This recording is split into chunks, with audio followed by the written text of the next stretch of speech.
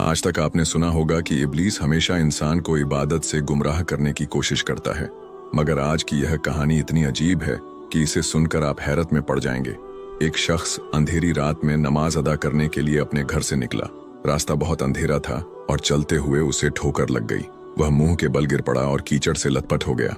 गंदे कपड़े देखकर वह वापस घर लौटा, लिबास बदला और फिर से मस्जिद की ओर रवाना हुआ। अभी कुछ ही कदम चला था कि उसे दोबारा ठोकर लगी और वह फिर गिर पड़ा, मगर उसकी हिम्मत कम न हुई। वह फिर घर लौटा, कपड़े बदले और एक बार फिर मस्जिद की ओर बढ़ा।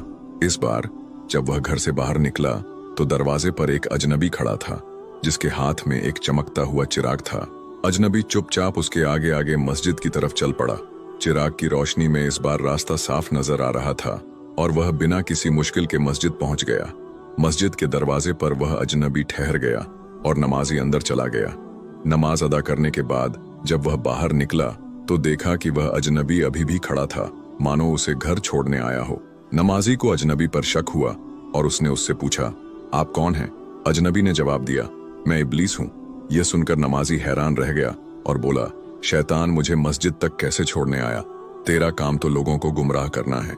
इब्लीस हंसते हुए बोला, जब पहली बार तू गिरा तो अल्लाह ने तेरे सारे गुनाह माफ कर दिए। जब दूसरी बार गिरा तो अल्लाह ने तेरे पूरे खानदान को बख्श दिया। मुझे डर था कि अगर तू तीसरी बार गिरा तो अल्लाह पूरे गांव को बख्श देगा, इसलिए मैं चिराग लेकर आया ताकि तू बिना गिरे मस्जिद पहुंच जाए। यह सुनकर नमाजी की आंखों में आंसू आ गए।